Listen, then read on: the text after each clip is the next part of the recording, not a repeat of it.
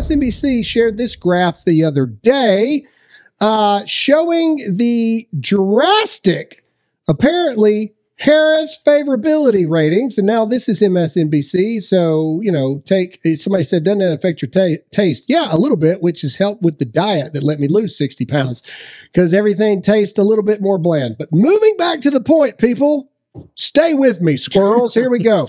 All right.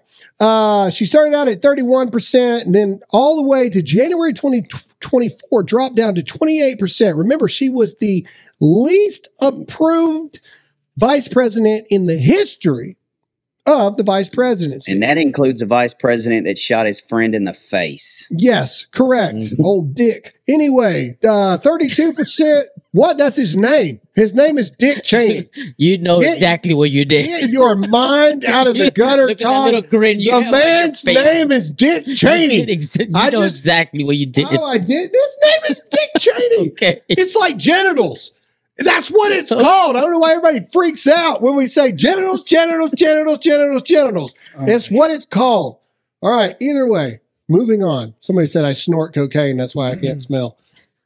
Maybe. Somebody, thank you, fellow rhinitis person. Somebody said they got the same thing. All right. Now she's up to 48% favorability. Now, the question is, if you look at that chart, it seems to resemble Biden's chart during the 2020 election when all of a sudden it just jumped. Well, that seems to be what's going on now. So what could possibly be the reasoning for this? Is Kamala Harris winning over Americans? Really? No. Is Kamala Harris actually bringing up policies that are going to help the American people? No, it's actually probably more likely because of this. And so let's go to the next thing. Kamala Harris is outspending Donald Trump by $5 million each and every day for nonstop. Go to just a picture of Kamala Harris here. Just right there. That's all we need. Just the demon herself. Kamala Harris is spending more than, I don't know how much she's spending total, but she's spending $5 million more a day than what Donald Trump is spending. So let's call it 10 million. 10 million a day. This chick is spending for constant media coverage. And I mean, this is constant. For those of you who don't watch the NFL, she's all over the NFL commercials. Oh, God. But even in college football breaks, and it's Kamala Harris ads every single time. She is everywhere, constantly, nonstop, all day. Every day, Kamala Harris, she is dominating the media circle.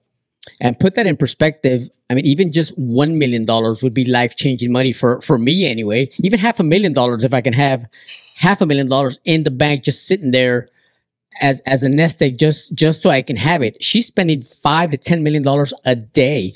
These people are spending money like it's going out of style, like it's growing on trees. It's just despicable. Remember when I said this would be a social media campaign? Mm-hmm. Well, this isn't technically social media, but it is kind of. It's ad buying. It's the same thing. Again, well, I mean, we've gotten Kamala Harris ads on our YouTube videos. Correct. Yeah. On our videos, they're putting Harris ads. But people are wondering, how can this be? How can all this stuff happen? Well, let's look at some of the donations here to Kamala Harris. It leads us to a little bit more of a breakdown here. This is actually from Elon Musk. Elon Musk is showing you why you're seeing more. If you look at Harris's top donors, well, there's good old Google right there. And then right underneath it would be Microsoft, Apple, freaking Wells Fargo. Really? Anyway, Donald Trump, on the other hand, just look at the differences in the donations. Okay. So massive spending by Democrats because this chick needs some help and it's not working. Let's do something. Let's go to Twitter really quick. I want to go to Polymarket. Let's see what the betting odds are this morning. Just go to Polymarket's page and let's just scroll down. And I want to see what Polymarket's current betting odds are on the presidency are. It's normally the first thing that pops up on their thing. I'm just curious if all this spending is actually making a dent here. Got it? Yeah, that's up here. Let's see. All right. So as of this morning, Donald Trump has fallen down. He's gone up one, but they've got it at 51 to 48% on the election forecast. So right now we are experiencing a huge Kamala Harris media blitz, which is leading to all of this stuff right now. But of course, let's zoom in on the keys to victory here. Here we go. Wisconsin, Michigan, Pennsylvania. That's the election. The end. Wisconsin, Michigan, Pennsylvania. Now, this projection has got Minnesota, Wisconsin, Michigan all going blue. I don't know if I see that. I don't know if I see it. And it's also got Pennsylvania as the toss up. Hey, what's going on, everybody? I don't want to interrupt the video for too long, but I have to tell you about my friends at Birch Gold Group. Listen, we all know the economy is in shambles, and I hate to break it to you, it doesn't look like it's getting any better anytime soon. But there is something that you can do to protect your family by protecting your money. So all you got to do is text the word Graham, that's GRAHAM, to the number 989898 right now. And my friends at Birch Gold Group are going to send you a free 25-page information kit on how gold, silver, and precious metals can help protect your family by protecting your money in these uncertain times. Free information is vital information, so text the word Graham, that's GRAHAM, to 989898 right now. I see Trump winning Pennsylvania. I really do. I think Trump's going to win Pennsylvania. And so I don't agree with this assessment here. But even this is stating that, I mean, it really comes down to Pennsylvania, man. Whoever wins Pennsylvania wins the whole thing. I mean, they just do. I think Wisconsin or Michigan won. I don't see Trump losing both of those. I just don't. I don't see it. But if I was the campaign, I'd spend all my time in Wisconsin, Michigan, Pennsylvania, and go over to the west a little bit here. I'd spend a little bit of time in Arizona. That's where, and in Nevada, they got a toss up too. I'd spend time in Nevada, Arizona, Wisconsin, Michigan, Pennsylvania. I'd be just nonstop trips.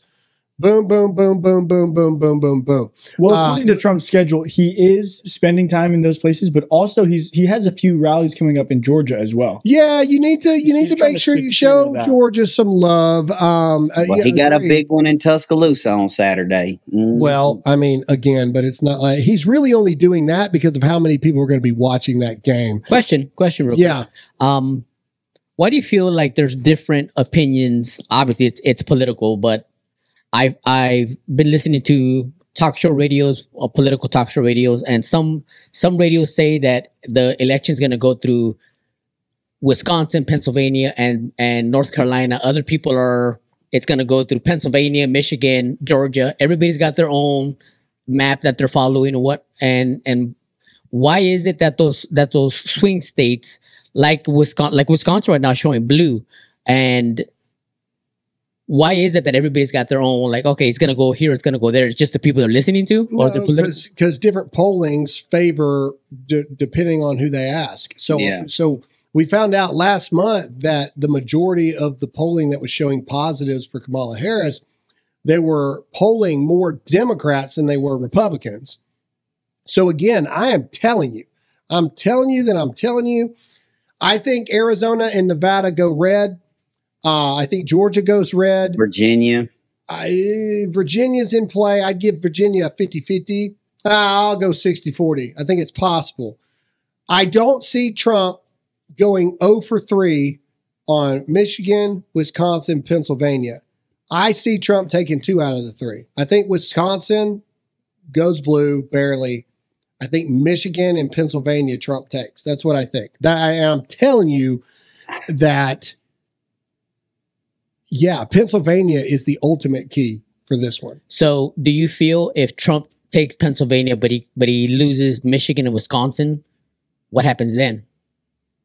What now? Say it again. If Harris gets Michigan and Wisconsin, but Trump gets Pennsylvania, he wins. Pennsylvania is the most important out of all of them. Pennsylvania is the most because I think he wins Pennsylvania.